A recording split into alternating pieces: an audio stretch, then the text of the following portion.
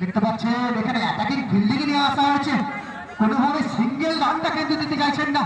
Score কিন্তু level হয়ে গেছে, আরেকটি রান লাগবে।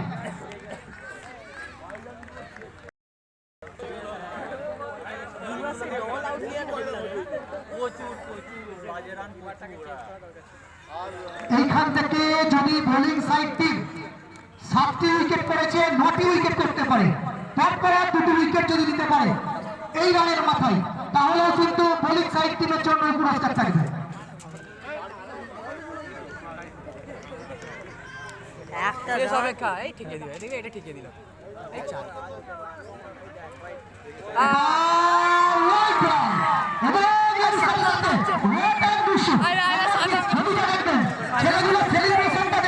সকলে একটু করতালি করুন, একেবারে জুনিয়র লেভেলের লিডার বল টুর্নামেন্ট যেটা আমাদের আরামবাগ সাব হুগলি ডিস্ট্রিক্টে প্রথম তাদের জন্য হচ্ছে।